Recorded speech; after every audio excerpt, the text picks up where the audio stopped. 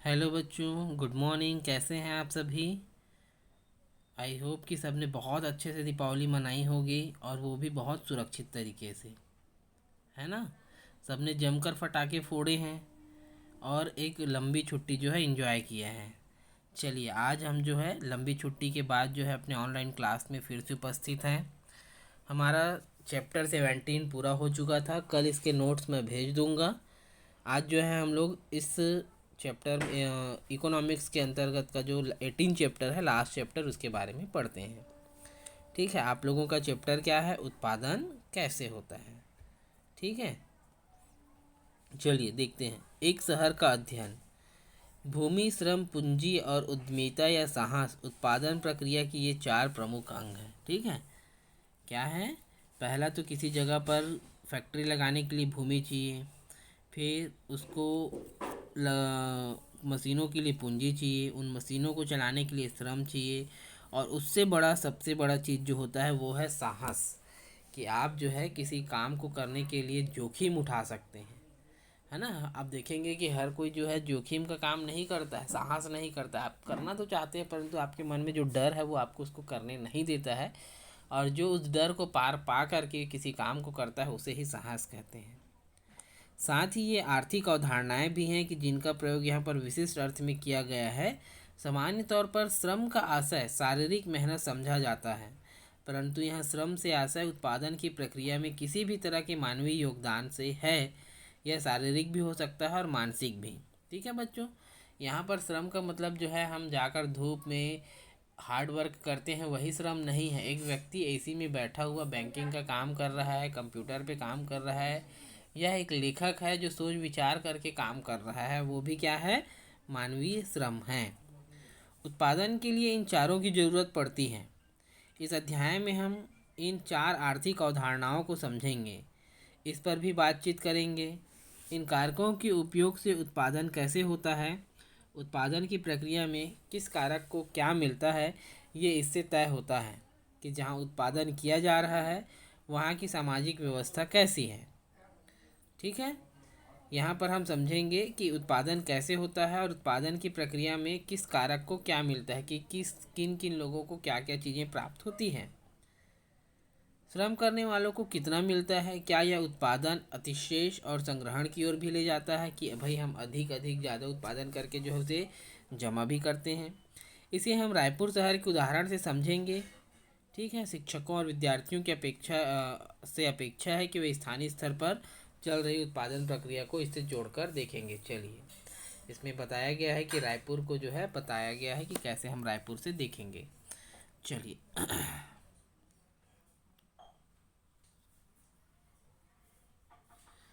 रायपुर एक बढ़ता शहर। रायपुर छत्तीसगढ़ की राज्य की राजधानी और रायपुर जिले का मुख्यालय है।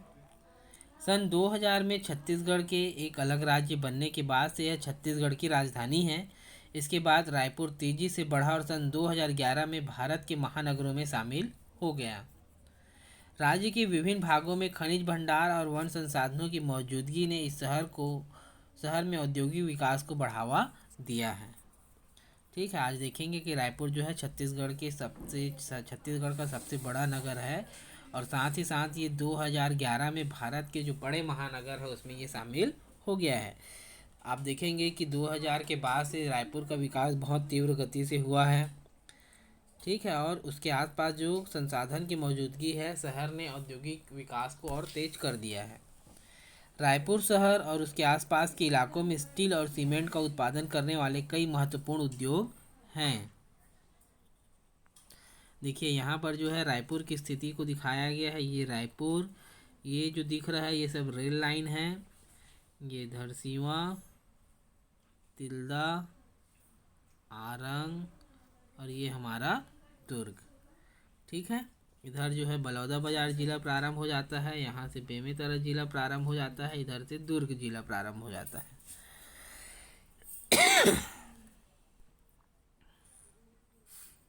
इधर धमतरी जिला और इधर गरियाबंद जिला।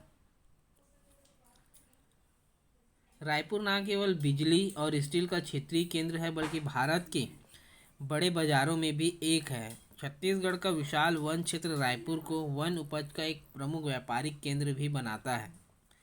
रायपुर भारत के मध्य पूर्व क्षेत्र के एक, ये देखिए इसमें बहुत अच्छे से दिखाया गया है रायपुर और उसके आसपास के क्षेत्र को, महत्वपूर्ण व्यावसायिक केंद्र के रूप में विकसित हो चुका है।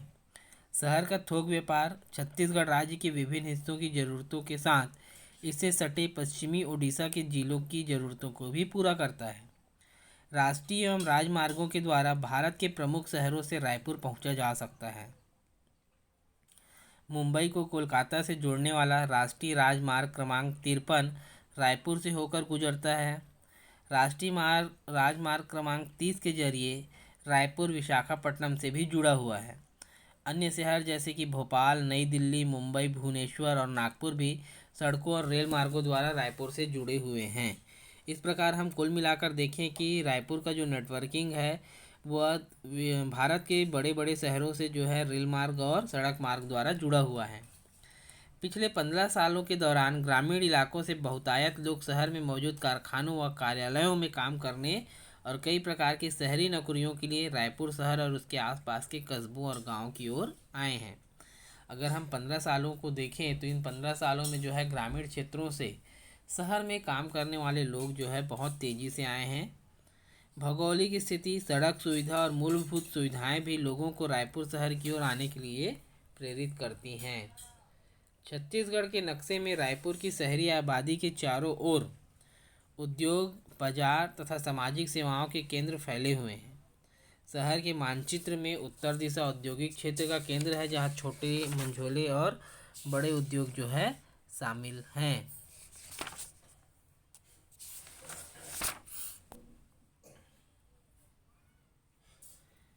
अब हमने उद्योगों के बारे में पढ़ा था, तो उद्योगों के अंतर्गत जो है क्या है, सबसे पहले है भूमि। हम जानते हैं कि ग्रामीण इलाकों में भूमि मुख्य रूप से खेती के लिए इस्तेमाल की जाती है और लोग खेतों के आसपास गाँव में रहते हैं। सबको पता है ना कि हमारे यहाँ जो है अधिकांश काम जो है खेती के रूप में होता है और अधिकांश भूमि का उपयोग जो है खेती के कार्यों के लिए किया जाता है। शहर को ऐसी जगहों के रूप में पहचाना जाता है जहाँ खेती बाड़ी से हटकर अन्य गतिविधियाँ जैसे प्रमुख बाजार, स्थान और व्यवसाय होते हैं। आप शहर के भीतर जो है खेती का कार्य आपको देखने को नहीं मिलता है, वहाँ पर जो है उससे हटकर जो है दूसरा काम किया जाता है। जो अनेक प्रकार की सेवाओं, सरकार के प्रशासनिक कार्यालयों के लिए स्थान उपलब्ध कराते हैं। भूमि का इस्तेमाल इमारतों, कारखानों, दुकानों, बाजार, स्कूल, अस्पताल, कार्यालयों आदि को स्थापित करने के लिए किया जाता है। शहरी क्षेत्रों में रहने के लिए आवश्यक कई तरह की सेवाएं जैसे कि सड़कें, पानी का वितरण, बिजली, बस, यातायात के साधन आदि सरकार द्वारा उपलब्ध कराए जाते हैं। आप देखेंगे कि शहरों में जो है यातायात सेवाएं जो है बहुत दुरुस्त और अच्छी होती है। कुछ इलाकों में केवल सरकार ही सेवा प्रदान करने वाली होती है, जबकि अन्य इलाकों में निजी कंपनियां भी सेवाएं प्रदान कराती है। आप देखेंगे बस, ऑटो, टैक्सी ये सब चीज़ें जो है चलती है और ये स्वयं की होती है, गवर्नमेंट जो है इसको नहीं चलाती है। कुछ सालों पहले राज्य सरकार ने भूमि के इस्तेमाल का ब्यौरा इकट्ठा किया और शहर में भूमि को इस्तेमाल किए जाने का वैकल्पिक रास्ता भी सुझाया। इसके अनुसार सरकार ने मनोरंजन के लिए भूमि की उपलब्धता को 3% से बढ़ाकर 21% करने का सुझाव दिया। देखिए ये एक रिपोर्ट है, इसमें आप देख सकते हैं। शहर में कुछ भवनों का उपयोग उनके मालिकों द्वारा स्वयं के लिए किया जा रहा है, जबकि अधिकांश को किराए पर दे दिया गया है। इन भवनों का किराया इलाकों और उपलब्ध सुविधाओं के अनुसार अलग अलग है। लोग व्यवसाय करने के लिए दुकान किराए पर लेते हैं। एक और शहरों के शॉपिंग कॉम्प्लेक्स व मॉल तथा प्रमुख बाजार क्षेत्रों में दुकानों का किराया ज़्यादा होता है। वहीं दूसरी ओर ऐसे स्वरोजगार चलाने वाले लोग जो गुमटी के जरिए अपना धंधा करते हैं, ये गुमटियाँ या तो खुद की होती है या किराए पर ली जाती है। आप देखेंगे कि बहुत सारे लोग जो है रेंट का काम करते हैं, रहने के लिए भी और व्यवसाय के लिए भी, कि कोई व्यक्ति जो है दुकानों से ले लेता है और उन दुकानों का उपयोग जो है किराए के रूप में व्यवसाय के लिए करता है। बड़े बड़े शॉपिंग कॉम्प्लेक्स और मॉल्स में भी जो है दुकानें जो हैं किराए पर ली जाती हैं। कुछ लोग ऐसे लोग भी हैं जो सड़क किनारे बैठकर सामान बेचते हैं, वे किराए पर दुकान नहीं ले सकते।